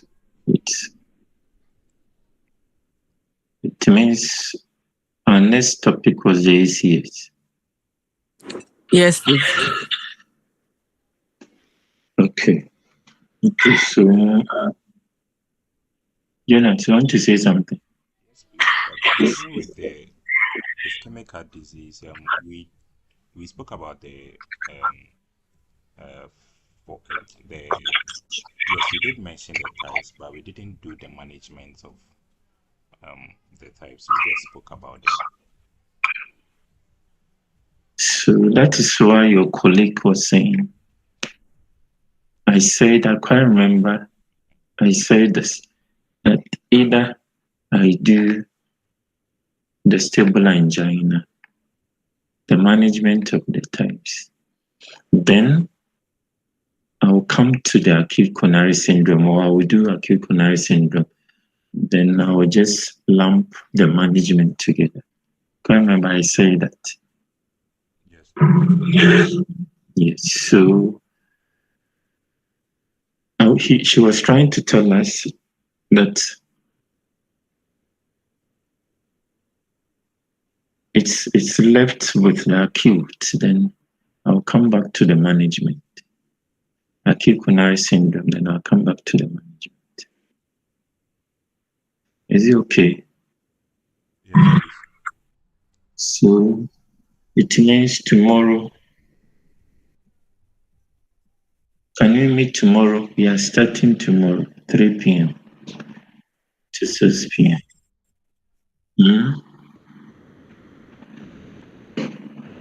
Class, are you with me? Hello, class. Yes, please. So we are meeting tomorrow. Then I'll go back and be asking you questions about coronary artery disease. Then I would narrow down to the acute coronary syndrome. When I'm done with acute coronary syndrome, then I will take up the management. And that'll be all. So thanks for the short meeting. I'll meet you tomorrow, 3 to 6. Any question? Hello, sir. Yeah. Come again. Hello. Yes, sir. Yes. Exams tomorrow and Tuesday. Come again. Eugene, University of Ghana, we have exams tomorrow and Tuesday. University of Ghana, where Cape Coast. 7th Accra. Accra. Now Accra for one so Obi aye na the area. So when are you finishing your exam? Tuesday.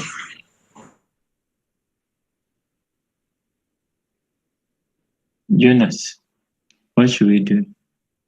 I think we can wait for them to finish and then we start with them. So University of Ghana. So can't you take the notes from your colleagues?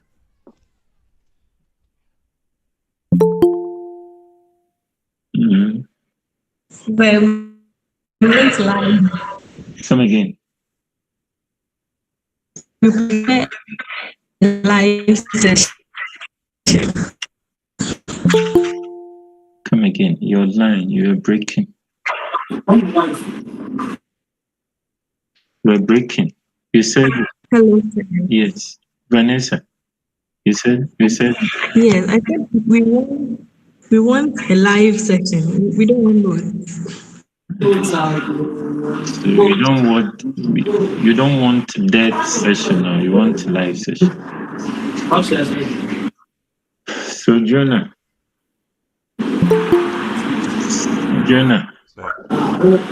just you discuss and get back to me. If it's possible, we'll do. If not, we'll wait for them.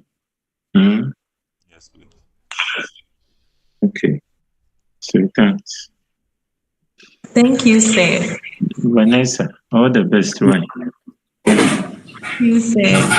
All the best in your exam. No.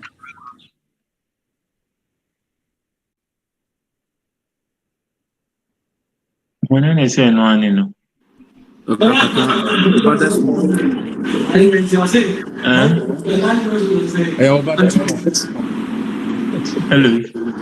Hello, Doctor. This is Desmond. Also for Desmond. Me, I just came in, that's why. Yes, I told you I want to have a short discussion with you, short meeting. Then you know, I told you your.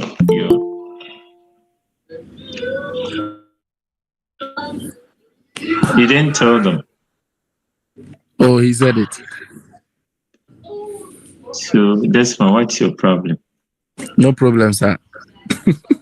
Or should I give you the time to preach? No, sir.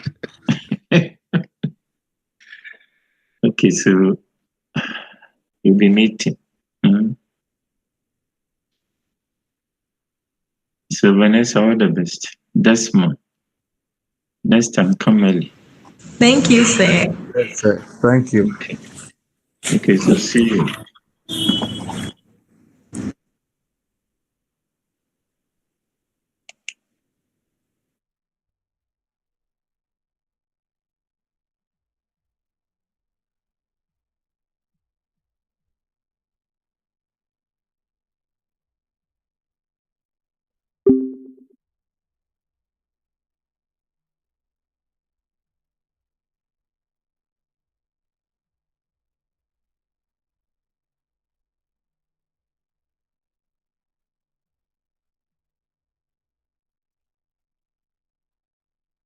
Yeah, James, like a quick one. Can you discuss with like your people so that let's say if I can record tomorrow and Tuesday sessions, then you guys can get the recordings so that I can listen to it.